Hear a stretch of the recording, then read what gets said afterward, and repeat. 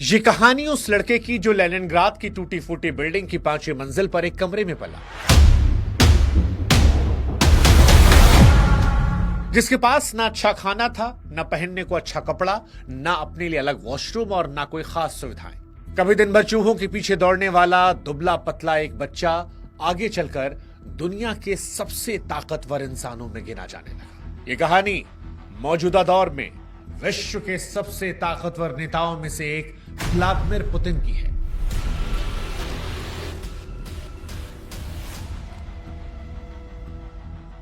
वो पुतिन जिनके बारे में अफवाह उड़ती है कि वो जवान रहने के लिए हिरण का खून पीते हैं, उसकी सींग से निकला रेड एक्सट्रैक्ट शरीर में इंजेक्ट करवाते हैं ताकि 73 साल की उम्र में वो 40 साल के दिख सके, जिनके बारे में कहा जाता है कि वो बीमार पड़े तो असली पुतिन की जगह उनके कई हमशक्ल हैं जो दुनिया में भेज दिए जाते हैं, जो कभी बर्फ से भरे पानी में डुबकी लगाकर स्नान करते हैं, कभी घोड़ों पर सवारी करते हैं और कभी अपनी बेबाकी से दुनिया को हैरान करते हैं। यह कहानी उस पुतिन की है जिस पर यकीन करने वाले उन्हें रूस का सबसे कमिटेड लीडर मानते हैं, जिसने रूस का फिर से उद्धार कर दिया। तो उनके नफरत करने वाले आज के दौर में उन्हें हिटलर से तुलना करते डिक्टेटर कहते हैं, The Russian dictator. Hostile dictator. लेकिन सवाल यह है कि असली पुतिन कौन है? कैसे एक मामूली दुबला पतला केजीएफ जासूस आज क्रेमलिन की सबसे ऊंची कुर्सी तक पहुंच गया, दुनिया का सबसे ताकतवर नेता बन गया? पुतिन का परिवार उनके साथ क्यों नजर नहीं आता? पुतिन की जिंदगी इतनी सीक्रेट क्यों है? उनके बच्चों के चेहरे तक साफ साफ क्यों नहीं दिखते? कैसे रूस में उनके बड़े बड़े दुश्मन या तो आज जेल में हैं या फिर देश को छोड़ चुके और या फिर जिंदा ही नहीं बचे? आज कहानी व्लादिमीर पुतिन की। इससे पहले कि हम पुतिन की कहानी शुरू करें, हम आपको बता दें कि इस वीडियो में हम आपको दिखाने वाले हैं कि पुतिन कौन है, कैसे ताकतवर बने, उनको लेकर कौन कौन सी अफवाहें हैं, कैसे उनके दुश्मन टिक नहीं पाते। हम आपको दिखाने वाले हैं कैसे पुतिन की शुरुआत एक ऐसे कमरे में हुई थी जहां भूख, मौत और चूहे थे। हम आपको दिखाने वाले हैं कैसे फिल्म से पैदा हुआ उनका सपना कि मैं जासूस बनूंगा, कैसे जासूस बनने के बाद सिस्टम की कमजोरी ने कभी पुतिन को परेशान कर दिया था। इस वीडियो में आप देखेंगे कैसे केजीबी से रिटायर होकर पुतिन पॉलिटिक्स के मैदान में आए, कैसे एक शराबी राष्ट्रपति के साथ उस दौर में बेहद शांत रहने वाले पुतिन ने जासूसी की शुरुआत की, फिर कैसे गरीबी से रूस को निकाला, कैसे ताकत बढ़ाई, कैसे संविधान से खेल खेला और कभी कुर्सी ना छूटने वाली स्क्रिप्ट लिख दी। पुतिन के दुश्मनों की कहानी भी हम आपको सुनाएंगे कि जिन्हें जेल, जहर या प्लेन क्रैश में उड़ा दिया गया। उनके परिवार के बारे में बात करेंगे जो दुनिया की नजर से गायब हो गए हैं, और आखिर में यह समझेंगे कि पुतिन कौन है, हीरो, विलेन या सिस्टम की पैदावार। लेकिन इस सारी कहानी को शुरू करें उससे पहले आप दर्शकों का शुक्रिया। हमारे व्हाट्सएप चैनल से लगभग 3.5 लाख लोग जुड़ चुके हैं, ज्यादा ही जुड़े इससे। आप में से जो लोग नहीं जुड़े हैं वो भी जुड़िएगा ताकि हमारे आपका रिश्ता मजबूत हो और ये कहानियां हम आप तक और पहुंचा सकें। अब शुरू से पुतिन की कहानी शुरू करते हैं। सेकेंड वर्ल्ड वॉर के बाद दुनिया को यह लगा था कि इंसानियत ने सबक सीख लिया है। करोड़ों लाशें, बर्बाद शहरों और टूटे परिवारों के बाद यह भरोसा पैदा हुआ कि युद्ध जो है वो किसी भी समस्या का समाधान नहीं है, बल्कि अपने आप में युद्ध एक बहुत बड़ी समस्या है। इसके बाद दुनिया के तमाम देश बैठे और फिर यूनाइटेड नेशन जैसी संस्था बनाई ताकि कोई भी देश इतनी आसानी से किसी दूसरे देश पर चढ़ाई ना कर सके। लेकिन 21वीं सदी ने दिखा दिया कि इंसानों की याददाश्त बहुत छोटी होती है। Technology, internet, globalisation, space mission, AI सब कुछ मॉडर्न हो गया, लेकिन लड़ाई करने का इंसानी फितरत जो थी वो नहीं बदली। फरवरी 2022 में रूस ने यूक्रेन पर वॉर शुरू कर दी और इस वॉर के बाद से ही तीसरे विश्व युद्ध की आशंकाएं दुनिया भर में छा गई। यूनाइटेड नेशन में रूस के खिलाफ 140 से ज्यादा देशों ने वोट किया। अमेरिका, यूरोप ने सैंक्शंस लगाए, नेटो ने धमकियां दी, लेकिन पुतिन पीछे नहीं हटे। वो हमेशा मुस्कुराकर कहते रहे कि हम जो कर रहे हैं सुरक्षा के लिए कर रहे हैं। यूक्रेन के शहर आज भी जल रहे हैं, आज भी लोग शेल्टर होम में हैं, बॉर्डर पार कर रहे हैं और लाखों लोग परेशान बैठे हैं। लेकिन पुतिन क्रेमलिन की लंबी मेज पर बैठे जनरलों के साथ अपना अलग प्लान बना रहे हैं। अब दुनिया आज पुतिन को दो हिस्सों में देखती है। एक खबर कहता है कि पुतिन ही थे जिन्होंने सोवियत यूनियन के टूटने के बाद जो रूस बिखरा था उसे फिर से खड़ा किया। उन्होंने रूस की इकोनॉमी को मजबूत किया, उनकी सेना को मजबूत किया, रूस के लोगों को सशक्त किया। और दूसरे हैं जो ये कहते हैं कि ये पुतिन हैं जिन्होंने चेचन्या, जॉर्जिया, क्रीमिया, सीरिया से लेकर यूक्रेन तक जहां जहां मौका मिला वहां वहां युद्ध की शुरुआत कर दी। आरोप लगता है कि विपक्ष को कुचला और रूस को आज एक डिक्टेटरशिप की तरह बना दिया जहां पर अनंत काल तक वही राष्ट्रपति रहने वाले हैं। अब जो भी हो, इतना तय है कि अगर आज दुनिया में कोई एक इंसान जिसकी मर्जी से न्यूक्लियर मिसाइल लॉन्च हो सकती है तो उन नामों में सबसे ऊपर नाम व्लादिमीर पुतिन का आता है। और इसीलिए पुतिन को शुरू से समझना जरूरी है कि पुतिन कहां से यहां तक पहुंचे। तो पुतिन का जन्म जो है वो 7 अक्टूबर साल 1952 को सोवियत यूनियन के लेनिनग्राद शहर में हुआ था। इस शहर को आज हम सेंट पीटर्सबर्ग के नाम से जानते हैं। यही वो शहर है जिसे वर्ल्ड वॉर 2 के दौरान जर्मन सेना ने करीब 872 दिन तक घेर के रखा था। शहर पर इतनी भयानक बमबारी हुई, इतना जबरदस्त घिराव हुआ कि लाखों लोग बीमारी से मर गए। पुतिन के पिता व्लादिमीर सोवियत नेवी में थे और बाद में युद्ध के दौरान उन्होंने जमीन पर लड़ने वाली यूनिट में भी काम किया जहां वो बुरी तरह घायल हो गए। उनकी मां मारिया की बात करें तो वो फैक्ट्री में काम करती थी। दादा सोवियत लीडर व्लादिमीर लेनिन और जोसेफ स्टालिन के लिए शेफ के तौर पर काम कर चुके थे। यानी घर गरीब था लेकिन सिस्टम से जुड़ा हुआ घर था। पुतिन के पैदा होने से पहले ही परिवार ने अपने 2 बेटे खो दिए। बड़े भाई अल्बर्ट बचपन में ही गुजर गए और दूसरे भाई विक्टर का 1942 में भूख और बीमारी के चलते निधन हो जाता है।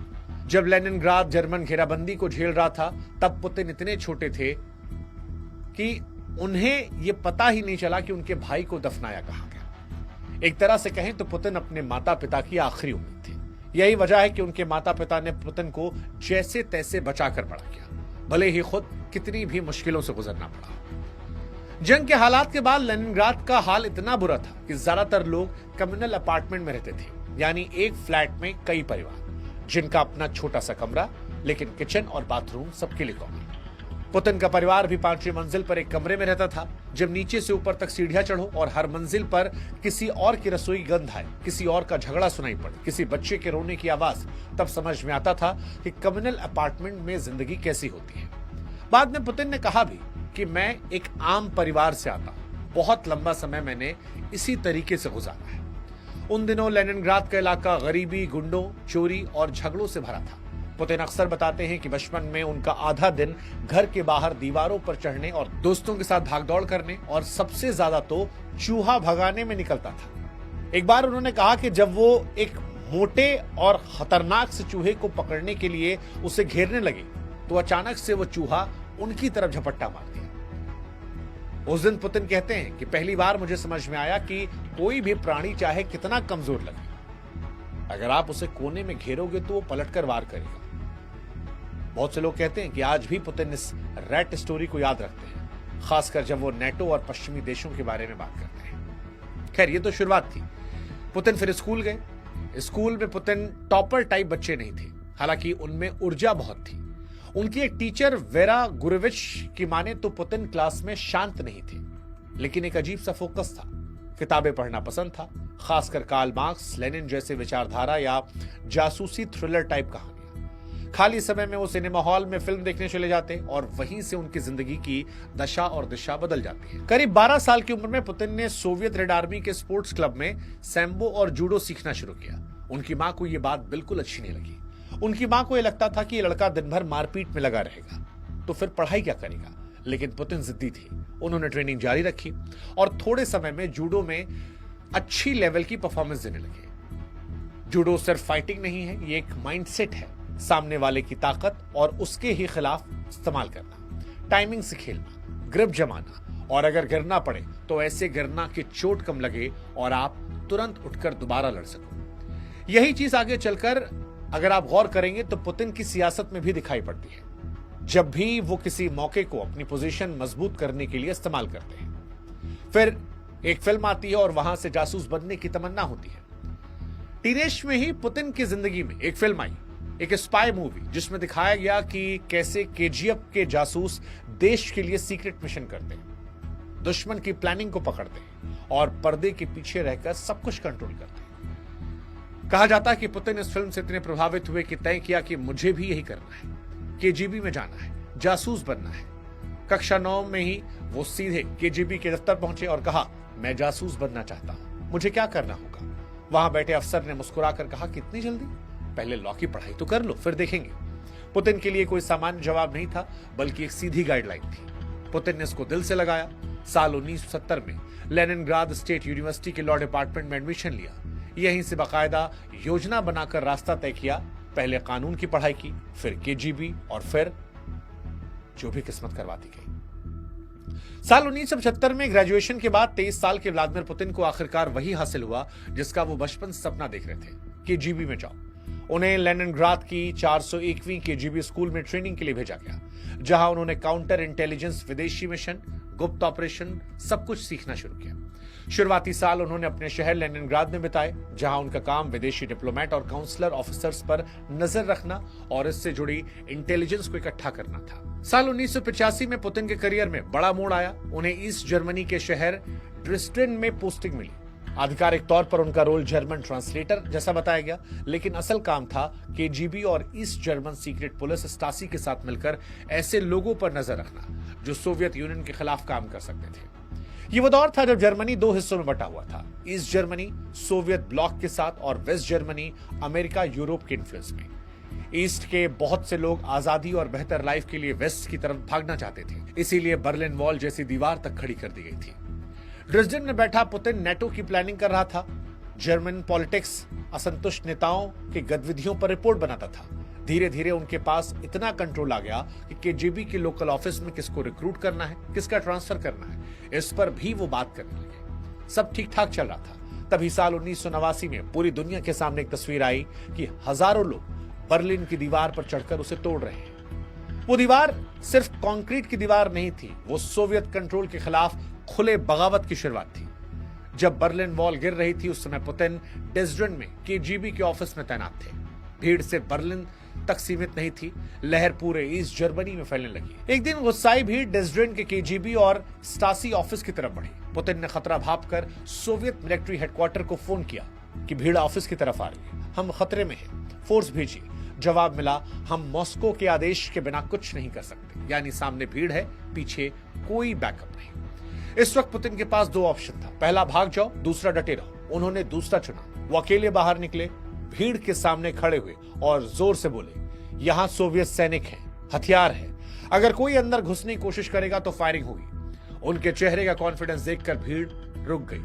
बहुत से लोग कहते हैं कि उस दिन पुतिन ने सिर्फ एक बिल्डिंग नहीं बचाई, बल्कि खुद को भी साबित कर दिया कि वो खतरे से भागने वाले नहीं है। लेकिन साथ ही उनके अंदर एक गहरा सवाल बैठ गया कि जब मैं जान पर खेलकर देश के लिए काम कर रहा था, तब मॉस्को ने मुझे आखिर अकेला क्यों छोड़ दिया। और यहीं से पुतिन का सोवियत सिस्टम से भरोसा हिलने लगा। उन्हें समझ आया कि ऊपर बैठे नेता जनता और अपने लोगों से कट चुके हैं। अफगानिस्तान में हार, बर्लिन वॉल का गिरना और अंत में सोवियत यूनियन का टूटना, ये सब मिलकर पुतिन के दिमाग में एक बात बैठा रहे थे कि सिस्टम कमजोर हो चुका है। दयालु दिखने वाले लेकिन कमजोर नेता देश को बिखेर देते हैं। और यहीं से केजीबी से रिटायर होकर वो पॉलिटिक्स में आए। साल 1990 में पुतिन केजीबी से लेफ्टिनेंट कर्नल के रैंक के साथ रिटायर हुए और वापस लेनिनग्राद लौट आए। अपनी पुरानी यूनिवर्सिटी लेनिनग्राद स्टेट यूनिवर्सिटी में एक्सटर्नल रिलेशन डिपार्टमेंट में काम शुरू कर दिया और यहीं पर उनकी मुलाकात हुई एंटोली सोबचाक से, जो बाद में लेनिनग्राद के पहले डेमोक्रेटली चुने गए मेयर बने। सोबचाक करिश्माई थे, पॉपुलर थे और वेस्ट से अच्छे रिश्ते रखने वाले नेता थे। उन्हें पुतिन की शांत, डिसिप्लिन और लो प्रोफाइल लेकिन काम करने वाली स्टाइल पसंद आई और उन्होंने पुतिन को अपना सलाहकार बना लिया। सोबचक के साथ काम करते हुए पुतिन को पहली बार ओपन पॉलिटिक्स का जायका मिला। वो शहर के विदेशी investment, international deal, business licence देखते थे। इस बीच उन पर कुछ करप्शन और मिसमैनेजमेंट के आरोप लगे, लेकिन केस आगे नहीं चला। साल 1994 तक उनके काम से खुश होकर उन्हें सेंट पीटर्सबर्ग के डिप्टी मेयर बना दिया गया। ये पुतिन की पॉलिटिक्स में पहली मजबूत एंट्री थी, लेकिन किस्मत हमेशा एक लाइन पर नहीं चलती। साल 1996 में शहर का चुनाव हुआ, सोबचक हार गए और उसके साथ ही पुतिन की भी कुर्सी चली गई। अब सवाल था कि यहां से आगे क्या, क्योंकि पुतिन का केजीबी का करियर खत्म हो गया था। सेंट पीटर्सबर्ग की पॉलिटिक्स हाथ से निकल गई थी। यहां से पुतिन ने वो कदम उठाया जिसने आगे की पूरी कहानी बदल दी। वो मॉस्को शिफ्ट हो गए। मॉस्को में पुतिन की मुलाकात वैलेंटिन युमाशेव से हुई, जो उस समय रूस के राष्ट्रपति बोरिस येल्सिन के दामाद और करीबी थे। हम आपको बता दें कि वो शराब के शौकीन, अनियमित और कई करप्शन स्कैंडल से घिरे हुए राष्ट्रपति थे। टीवी पर कई बार उनके डगमगाते कदम, नशे में दिए गए भाषण और अजीबोगरीब हरकतें दुनिया भर में मजाक का विषय बनी थी। देश की इकॉनमी भी लगभग बर्बाद हो चुकी थी। यहां पर युमाशेव को पुतिन का ठंडा दिमाग, केजीबी का बैकग्राउंड और कम बोलो ज्यादा काम करो वाली स्टाइल पसंद आई। साल 1997 में येल्त्सिन ने पुतिन को प्रेसिडेंशियल स्टाफ में डेप्यूटी चीफ बना दिया। धीरे धीरे पुतिन सिस्टम के अंदर बढ़ते चले गए। कभी फेडरल सिक्योरिटी सर्विस एफएसबी यानी केजीबी की उत्तराधिकारी एजेंसी के चीफ बने, कभी सिक्योरिटी काउंसिल के सेक्रेटरी, और कुछ ही सालों में वो क्रेमलिन के अंदर सबसे भरोसेमंद और सबसे ताकतवर अफसरों में गिने जाने लगे। केजीबी का अनुभव उन्हें पावर का असली सिस्टम समझने के लिए मदद कर रहा था। उन्हें पता था कि कौन सा फोन किसके पास जाता है, कौन सा दस्तावेज किस टेबल पर होता है, किस मंत्री की कमजोरी कहां है। येल्त्सिन शराब और स्कैंडल में उलझे थे तो रोजमर्रा का बहुत सारा काम पुतिन जैसे अफसरों पर आ गया और धीरे धीरे येल्त्सिन का भरोसा पुतिन पर बढ़ता चला गया। 9 अगस्त साल 1999 को अचानक बोरिस येल्त्सिन ने पुतिन को रूस का एक्टिंग प्राइम मिनिस्टर बना दिया। उस समय रूस में चेचन्या के इस्लामिक फाइटर्स ने बम ब्लास्ट और आतंकी हमलों के जरिए दहशत फैला रखी थी।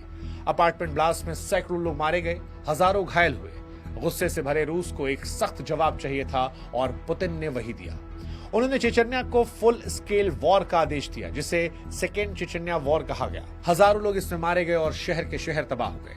लेकिन रूस के टीवी चैनलों पर बार बार एक ही बात दिखाई गई कि हमने 300 निर्दोष नागरिकों का बदला ले लिया।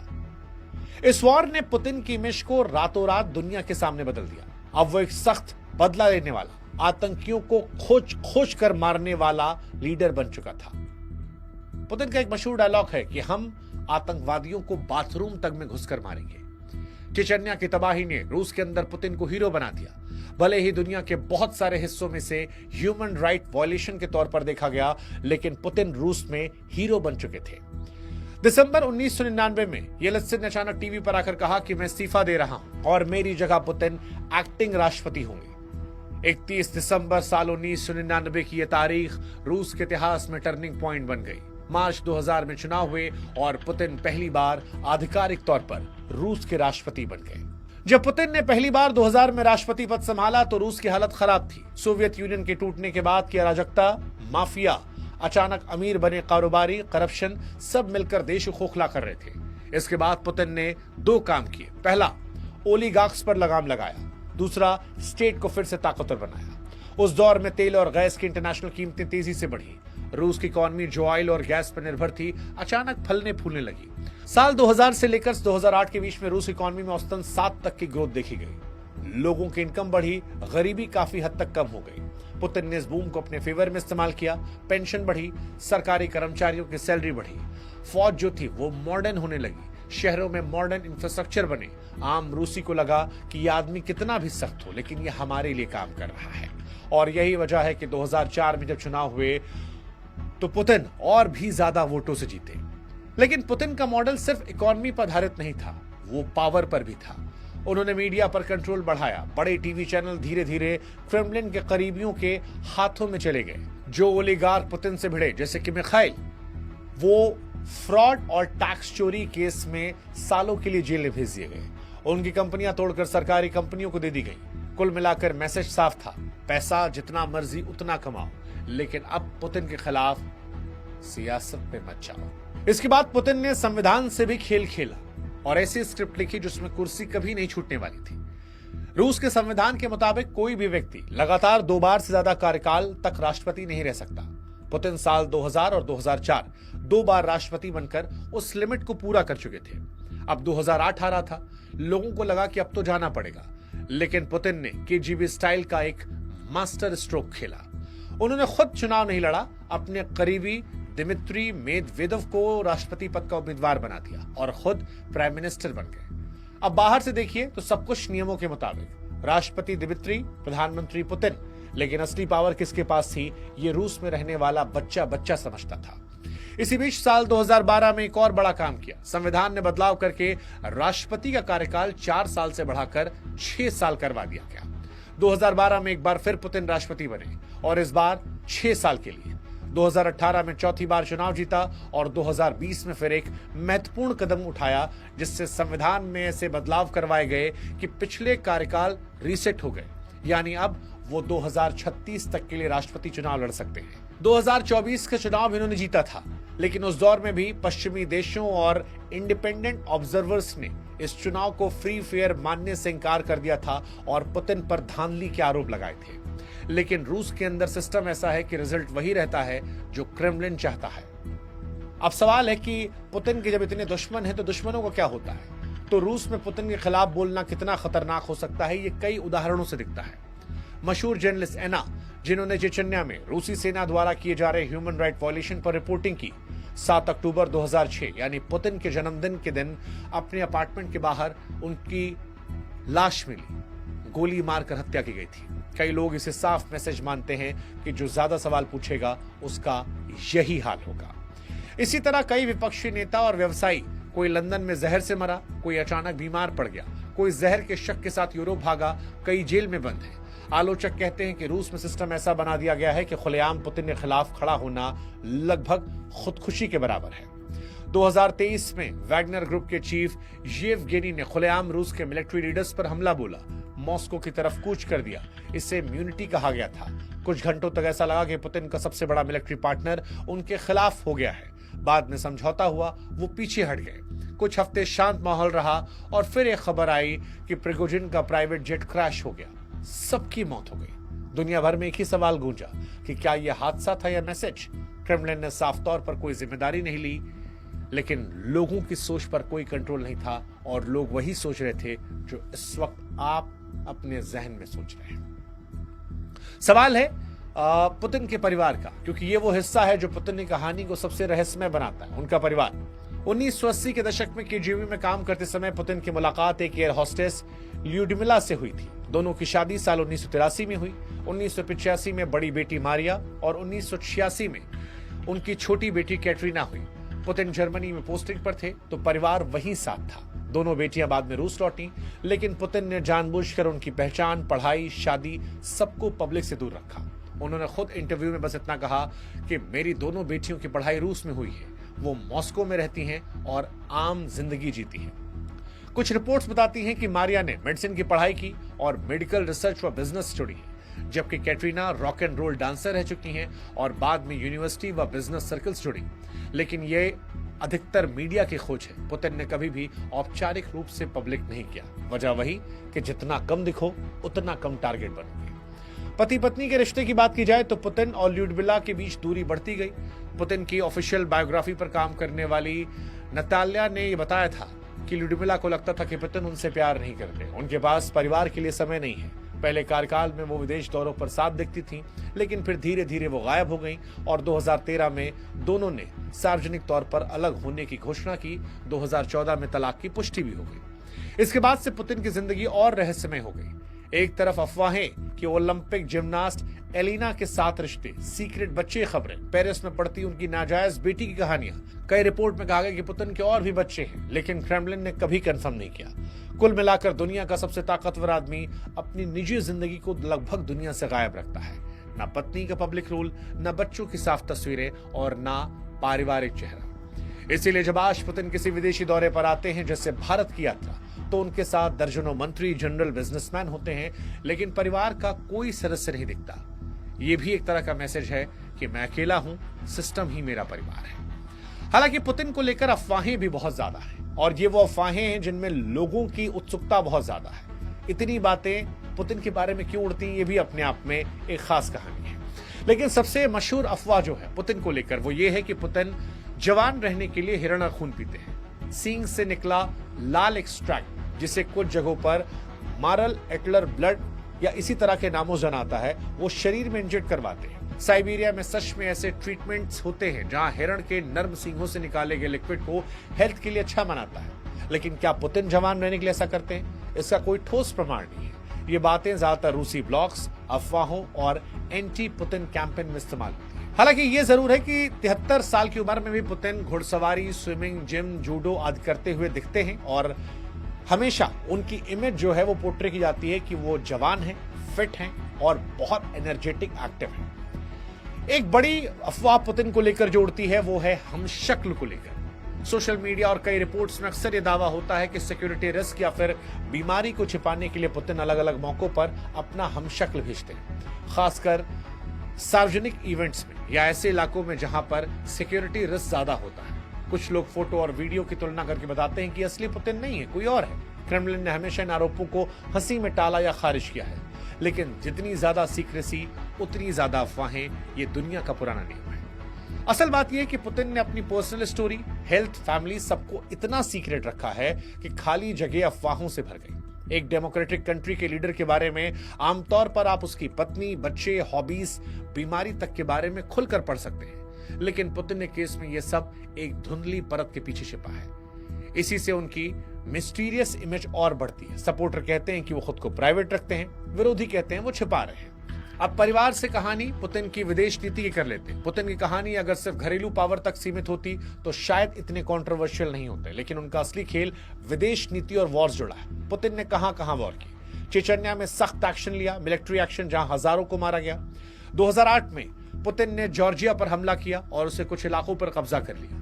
साल 2014 में पुतिन ने यूक्रेन के क्रीमिया को अपने कब्जे में ले लिया था। 2015 में सीरिया में असद सरकार के लिए रूस की मिलिट्री मदद की थी और 2022 में तो यूक्रेन पर फुल स्केल वॉर कर दी थी। ये सब पुतिन के उस माइंडसेट को दिखाते हैं जिसमें वो रूस को एक बार फिर से महाशक्ति के तौर पर दिखाना चाहते हैं और पश्चिमी देशों के बढ़ते इन्फ्लुएंस को सीधा खतरा मानते हैं।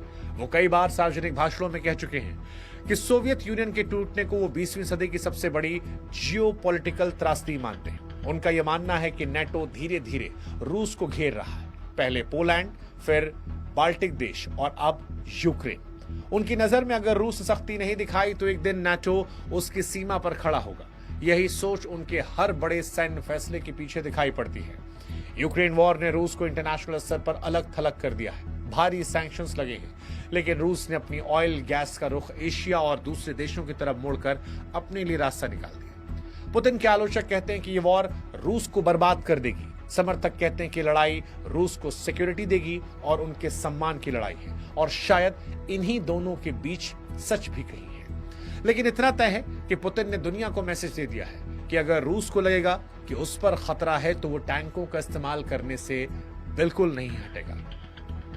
अंत में सवाल ये उठता है, पुतिन कौन है? हीरो है, विलन है या सिस्टम की पैदावार? वापस ये सवाल बड़ा महत्वपूर्ण है। क्यों उन पर इतनी अफवाहें हैं और कैसे उनके दुश्मन टिक नहीं पाते?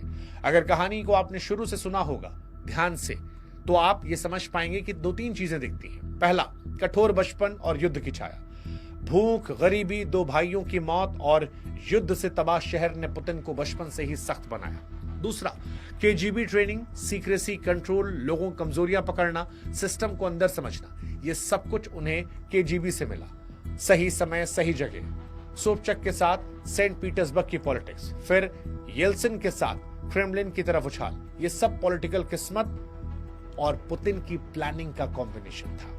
सख्त इमेज और पावर का बैलेंस। चेचन्या से लेकर यूक्रेन तक पुतिन ने दिखाया कि अगर वो फैसला लें तो दुनिया की नाराजगी की परवाह नहीं करते, लेकिन अपने देश के लोगों को वो ताकत का सपना बेचते रहते हैं कि रूस फिर से महान बनेगा। अफवाहें उनको लेकर इसलिए उड़ती हैं क्योंकि जानकारियां कम है, सीक्रेसी ज्यादा है, परिवार दूर है, हेल्थ पर कोई अपडेट नहीं है, प्राइवेट लाइफ पर्दा है। कहानियां अपने आप गढ़ती हैं, हिरण के शक्ल में, हमशक्ल के शक्ल में, अमरता के शक्ल में। पुतिन का सिस्टम इतना फोकस्ड है कि कोई भी बड़े स्तर पर उनके खिलाफ चुनाव जीतने का सपना देखता ही नहीं है। जो कोशिश करते हैं, अक्सर उनकी कहानी किसी एक रास्ते पर खत्म हो जाती है, चाहे वो रास्ता जेल का हो, देश निकाला हो या फिर मौत का। अब आखिरी सवाल, क्या जिसने उन्हें राष्ट्रपति बनाया पुतिन ने उसे रास्ते से हटाया था? क्योंकि एक अफवाह ये भी है, ये बात थोड़ी सिनेमैटिक है, हालांकि आंशिक रूप से सच है। येल्सिन ने पुतिन को ऊपर उठाया, पर आज रूस में ताकत किसके पास है वो दुनिया जानती है। पुतिन ने उन्हें और उनके परिवार को कानूनी कार्रवाई से बचाने का वादा किया, लेकिन सत्ता पर पूरी तरह कब्जा कर लिया। आज रूस की पूरी political machinery, military, intelligence, media किसी न किसी रूप में पुतिन की पर्सनैलिटी के इर्द गिर्द घूमती है। और यही पुतिन को खास बनाती है। ये कहानी उस पुतिन की थी जो लेनिनग्राद के कम्युनल कमरे से निकलकर केजीबी के दफ्तर, ड्रेज़्डेन के सड़कों, क्रेमलिन के गलियारों और यूक्रेन के युद्ध के मैदान तक पहुंच गया। वो किसी के लिए हीरो है, किसी के लिए विलन। ये आपके नजरिए पर तय करता है, ये फैसला हम आप पर छोड़ देते हैं। लेकिन इतना जरूर तय है कि 21वीं सदी की जो भी सबसे बड़ी कहानियां इतिहास से किताबों में लिखाई जाएंगी, उसमें व्लादिमीर पुतिन का नाम बिना शक के दुनिया में हमेशा सबसे ऊपर के पन्नों में रहेगा। अब ये पन्नों में तारीफ में होगा या कटघरे में, ये आपकी सोच पर हम छोड़ देते हैं। शुक्रिया इस वीडियो को देखने के लिए, इस कहानी को सुनने के लिए। कोई और कहानी आप सुनना चाहते हैं तो कमेंट सेक्शन में जरूर लिखिएगा। और इतनी लंबी कहानी सुनी है, हमसे जुड़िएगा भी, सब्सक्राइब कीजिएगा, रिश्ते को मजबूत कीजिएगा।